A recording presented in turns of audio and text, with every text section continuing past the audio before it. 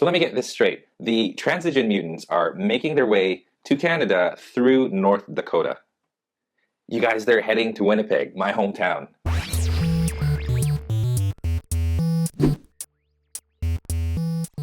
Hey, what's going on, you guys? Welcome to Draw 2. My name's Ramny, and today is going to be a spoiler talk, a kind of laid-back one. As you guys can see, I'm sitting in my office chair this time around, and I'm not in my usual spot. But I decided to draw, color, actually, this Old Man Logan for you guys, and talk about Logan, the movie. I saw it last weekend, and today, of course, I'd like to explain it to you, or my feelings, my thoughts on it. So this is going to be a very heavy spoiler-filled spoiler talk, obviously. And so if you haven't seen it yet, better click away right now, I'm warning. So I made a couple of points here because there's some stuff that I kind of wanted to talk about that I wasn't able to talk about in my live stream review. And yeah, the first thing, let's start off with the Deadpool and credits. Well, it's not end credit scene, it's the scene before the movie. And if you guys know what the ending is like, of course Wolverine dies at the end. It would be kind of weird to add a post-credit scene because it just takes away from the emotion that you just felt. So it's a good idea for them to put this Deadpool scene right in the beginning and right on the go. I didn't even know this was coming, and like it wasn't in the news. I didn't hear about it until after I saw Logan the movie. So I had no idea that this was coming, and it was so funny. And I thought the movie had started, but then when he pulled the hood down, it was Wade Wilson, and then he goes to the phone booth. That whole scene was just so funny, and I mean, like the theater that I watched that with, it was just so hilarious. And so I'm glad that they put that in the beginning. Didn't really explain much of what's going to happen in Deadpool 2. Of course, it's just a teaser, but that is awesome. I loved that it was there. And it sort of gives me hope with Fox. I know I want these characters to go back to Marvel so that they can do stuff with them, but this movie, Logan, and the Deadpool series especially, are the movies that Fox is doing a pretty good job on. Fantastic Four sucks. They got to rework on that. The X-Men is really convoluted. There's a couple of good ones there, but mostly mediocre bad ones. So it's nice, you know, that they're reminding us of the two, Logan and Deadpool, that they're actually doing really well on. Anyway, let's start with with talking about the tone of the movie. And the tone is just R-rated, like I said in my live stream review, and it is exactly what I wanted it to be, exactly what I wanted Wolverine to be. I mean, this is a guy, like I said, this is a guy with knives in his hands. Imagine what that is. Those aren't defensive weapons. Those are offensive weapons that can hurt, that can kill, that can scar, that'll cut people's heads off. And you see that times 3 because you see Wolverine do it, and he does it so much too. Like especially in that one scene where Professor X is just had a seizure, and then everybody was just frozen in place, except for Logan, who's like slowly just barging his way through the bad guys, and all the bad guys are just like couldn't do anything about it. So you just see their faces as Wolverine, like that one scene that you see in the trailer where he like puts his fist right here and then like sticks his claws right up through the guy's face. All of that, like that was amazing. As much as I kind of dislike violence like that, that was so good. It was like comic booky, you know what I mean? So we see that, and Wolverine does that multiple times. He did from the get-go in the beginning, when his limo, Wolverine's an Uber driver, by the way,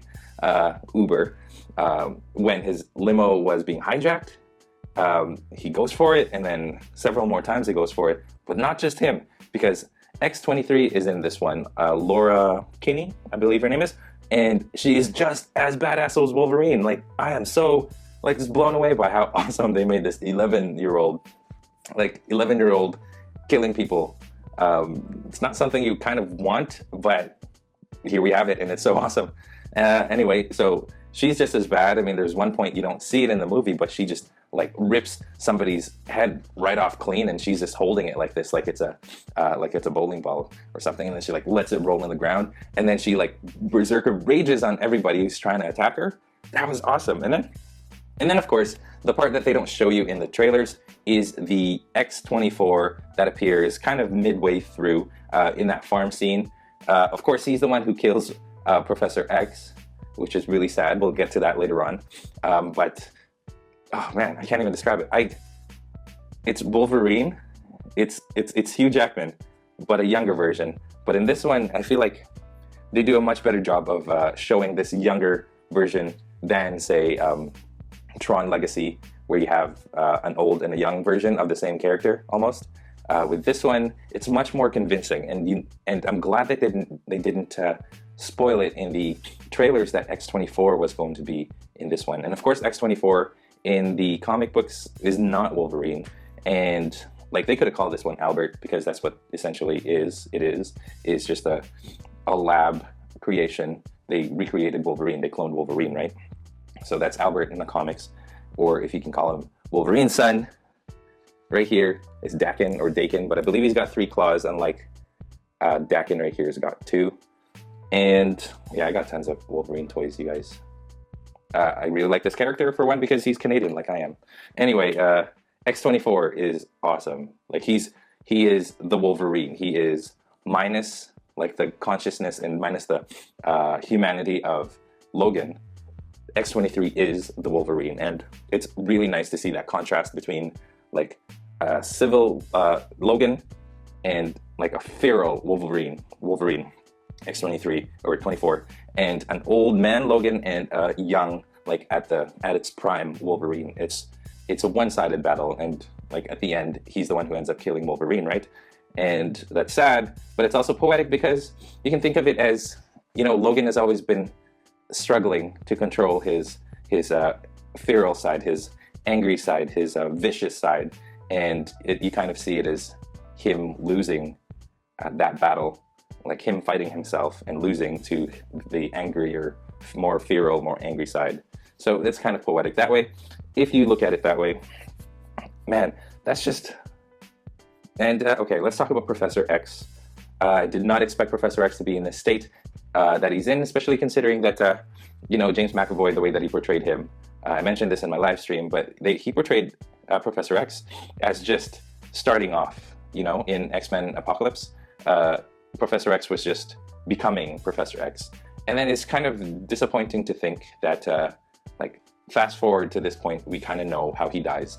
And I believe that they're in the same timeline. That's the thing with X-Men, is that you don't quite know what's in the timeline anymore and what's continuity, what's been canceled, what's in different timelines and stuff. But I believe it's the same timeline. So this James McAvoy, Professor X, eventually becomes old Professor X, who has these seizures and that debilitates people and has killed people, like 400 or something people in New York, in Westchester, including X-Men, the Westchester incident, which I was reading an article about how the director, James Mangold, was glad that, like, he chose not to portray or to film the Westchester incident.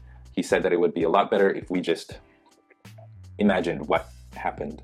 And I think it really is more effective that way. It's better if we imagine what happened than it being shown to us. Of course, in the comics, in Old Man Logan, spoiler alert for that one too, if you haven't read it, but Logan is the one who kills the X-Men in Old Man Logan, and that's why he became a pacifist in that story. But in this one, Professor X ends up wiping out the X-Men because he started having brain seizures and he had debilitating brain disease. The most powerful mutant mind has a brain disease, so that's what happens. So it's kind of sad to see Professor X go down that route, but in the X-Men comics, you've seen Professor X go down like that route. You know what I mean? The way that he died in the comics and the things that he did in the comics, that like even in the comics, the X-Men had to challenge his authority and his thing, especially Cyclops, his one loyal X-Men, had to challenge his moralities at some point in the comics too. So that's interesting to see, and it's really heartbreaking to see, because Professor X has always been, you kind of see him as like the mentor, he's like the master, and to see him this way is just so sad. And what's even more sad is that the reason why Wolverine was keeping him alive instead of just killing him is because that's all that Wolverine has. And at one point when they were in the at the farm, he referred to him as his dad, because he never really had any other type of relationship like that. Even though Logan is much older than Professor X, it doesn't seem like it. So yeah, so that's sad. I mean, it's also like, it's cool the way that Professor X, the way that he died was like, I thought it was dealt with nicely, right? And the way that he was buried as well, like in a pretty much an unmarked tomb. So it's sad, but I like the way that they handled it. The villains, though, they're, aside from X-24, they're kind of forgettable. Donald Pierce is in this one, but I had to look up his name because I keep forgetting who he was. But yeah, X-24 was in this one, and Xander Rice is in this one as well. He's the guy who's in charge of this transigen thing. He's the one who created X-24. But the only memorable thing among the bad guys is X-24, because he's the younger Wolverine. You see the Reavers, you see like a lot of them just have their hands, like they're all half metal, half cyborg kind of thing. But nothing really special about the bad guys in this one. But it's good that way because it focuses more on the story, like the hero's story. And you can argue that in this Wolverine movie, it's not so much Wolverine versus bad guys, but more Wolverine finding peace within himself. So it's more about his inner conflict than conflict with bad guys. You know what I mean? It's him figuring out his relationship with X-23, and instead of like all the bad guys that are after X-23. Those guys are just there to further the plot point, but X-23 and Wolverine is where the story is, and Professor X in there too. So I'm glad that they did that. It also sets up, like at the end, it sets up with X-23 being a part of these new mutants, because in this storyline, mutants stopped being produced. Like there were no more mutants except for a group of kids in this transigen experimental laboratory, which was in Mexico. They all made their way to North Dakota in this place called Eden. It's kind of cool to see that. The only familiar name that I know is Richter, who was in X-Force in the comics, and he had like the seismic waves. I believe that's his power. But one thing you don't know, they don't tell you, is that Richter, like with X-23, they got the DNA from Logan. With Richter, they got it from a guy in the comics named Avalanche, who, actually, I don't have him right here. He's over there. Avalanche is the same thing. He creates like seismic waves of some sort. So that's his mutant power. So that's cool. And it's interesting to see, and like I'm looking forward to see what they're going to do, because I know that they're going to do a New Mutants movie sometime in the future, maybe as a reboot to the whole X-Men franchise. Because as much as I like X-Men, I love the X-Men from the comic books, but the X-Men in the movies is just so dark and depressing that it kind of takes away from a lot of what I liked about the X-Men in the comics. Because the X-Men in the comics they're colorful, they're funny, they're a family unit, there's banter, there's like, they love each other and they hate each other. And with these movies, you don't really see a lot of that. It's all kind of just so depressing, aside from Deadpool. But it's all about them being oppressed all the time and all that stuff. There's funny bits, but like the X-Men that I know growing up in the 90s is more lighthearted than this, and I kind of wish that it was more. But going back to Logan, it's not lighthearted, but I kind of like it that way, because Wolverine himself as a character is not a lighthearted character. The plot, let's talk about the plot a little bit. I know that this video is getting pretty long. I'm gonna make it as short as possible. But what I liked the most in the plot was of course it was in 3 acts. And Act 1, of course, they introduced the theme, they introduced the characters, they introduced the timeline, and you kind of see, I like this part because you kind of see that Wolverine, like I said, he's not his old self anymore. He's like this old guy. His mutant powers aren't doing him any good anymore. He's getting poisoned by the adamantium that's in his body, so he's slowly dying, and he's just angry and all like there's no hope anymore in him. And then he lives with Caliban and Professor X somewhere south of the border in Mexico, in this abandoned warehouse or something.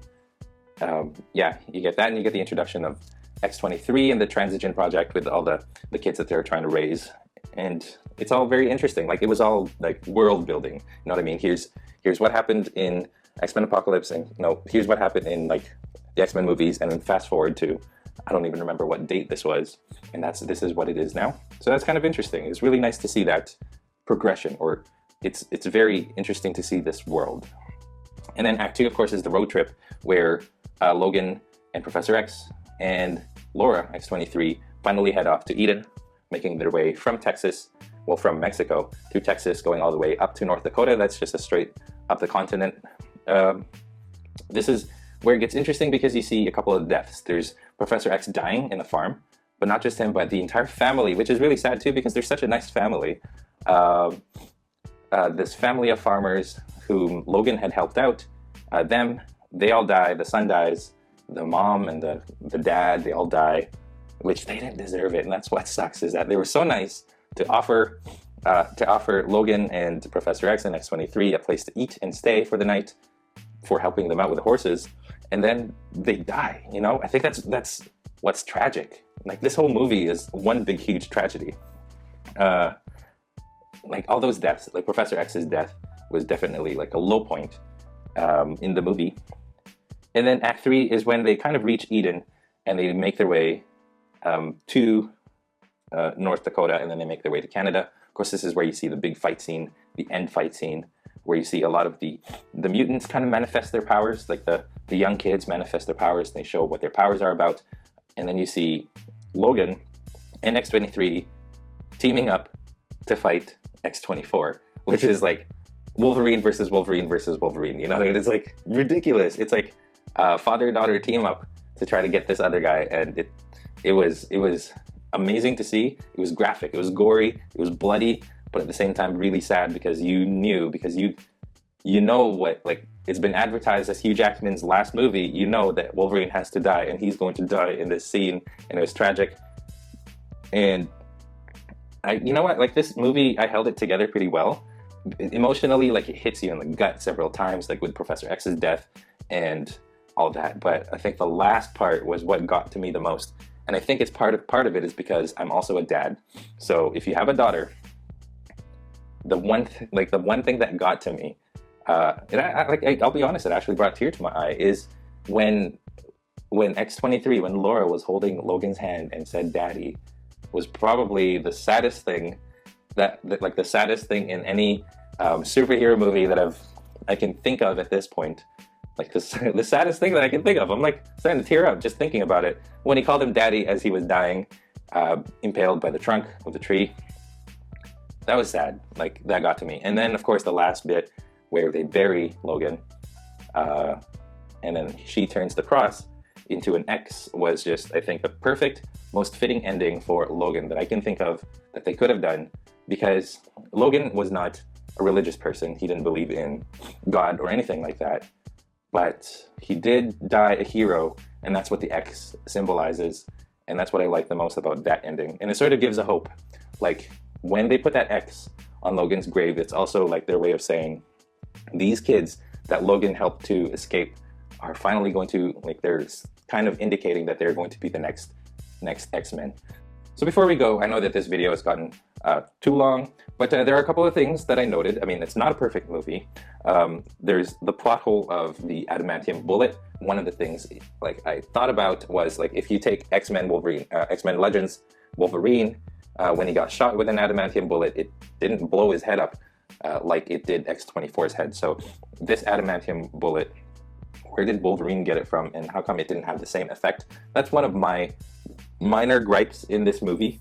And I don't know, like, that's one of the things that I wanted to know. And also, I was just, because they got, like, the X-Men timeline is so confusing, you don't know what's canonical anymore. And as far as I'm concerned, and I kind of wrote it down here, Logan was born in 1832. And if you think about it this way, it's really sad. And I actually saw a very interesting video about this on YouTube by a channel called Cinefix. If you guys get a chance, I'll put a link down below to it.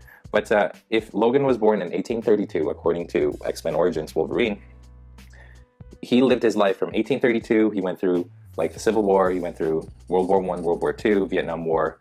He went through all of that, killed a whole bunch of people in those wars. And then fast forward to, 2023, which was X-Men Days of Future Past, Wolverine. He lived, like, 2 centuries, and then goes back in time a couple of years to 1973.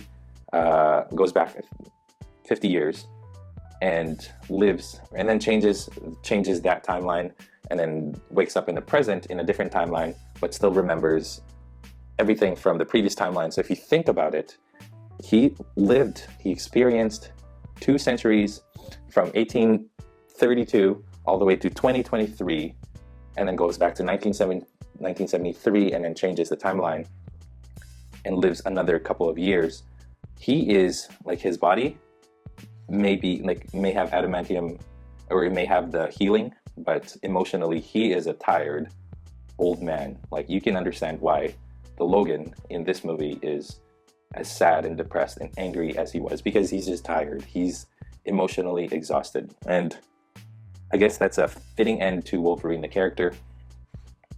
He's just tired and he wants to go, and that's why I think his last line was something along the lines of so this is what it feels like. You can kind of see a sense of relief when he said that at the end, and I like that. It was like, again, it's very poetic. And you can also talk about like being with X-23 and being called daddy. Maybe that's also what he's referring to, is the sense of being loved, or the sense of needing, or the sense of like feeling like a hero, all that stuff. It's just, this movie is like the Dark Knight for Marvel, what the Dark Knight is to DC Comics. It's like its own thing. It's a very depressing take on an iconic superhero, and it is its own thing, and it just makes you think about the character, not so much as a superhero, but as a character, as a person. And that's what the Dark Knight did with Batman, and that's what Logan does for Wolverine. It makes you think about the character. It's a character-driven story, and I really like that about this. So, having said all of that, you guys, I think I'm going to end it there because my camera stopped twice already as I was recording this, and it's gone way too long. I hope you guys enjoyed the Old Man Logan coloring that I did along with this talk, and I'm gonna start calling these spoiler talk instead of review, because I'll do live stream reviews from now on, and I'll just do spoiler talk for those of you interested in spoiler talk. So that's it. That's all, you guys. I'm glad to have this discussion with you guys, and thank you for watching all the way to the end of this video. I hope you guys enjoyed Logan as much as I did. If I were to rate it, I would give it an maybe an A. So that's it. If you guys are curious about the equipment that I use to make my videos, I have links to those in the description below. Clicking on those links helps to ensure that content creators like myself are supported, so that we can continue making good stuff for you guys free of charge. And if you guys are also interested, I now have swag, which you can get, including this mouse pad right here. I've got some t-shirts, and I've also got this really cool mug right there, which you can now purchase in my store. And if you guys are also interested in getting some of my art prints, I have those in my online store, draw2.storeenvy.com, which I'm also thinking, I'm also thinking about putting this in there sometime soon, so please stay tuned for that. If this is your first time here, would love to have you guys subscribe. Here in this channel, I show you guys how to draw your favorite characters in easy to follow, simple step-by-step instructions, and on occasion I do spoilery talk like this for nerdy movies that I get to see. Before we go, don't forget you guys can find me on Facebook, Instagram, Google+, and on my website draw2.com, where you can download a whole bunch of coloring pages from my tutorials that you can find on this channel. Share your stuff in Google+ as well. I'd love to see your artwork. Again, you guys, all of the links to those are in the description below. Finally, thank you once again. And as always, stay tuned for more so you can learn to draw too. This has been a super long video. I hope you guys enjoyed it. I'll see you guys in the next tutorial. So if you guys are curious about the Wolverine action figures that I have, here they are. Here's the Hugh Jackman Wolverine from X2 or X3, brown suit Wolverine. I've always loved this costume. Here's the original, well, it's the tiger stripe costume, maskless form, like a more modern version of that. Here's Daken or Daken. This is what he looked like when he first appeared, and this is him in X-Men outfit.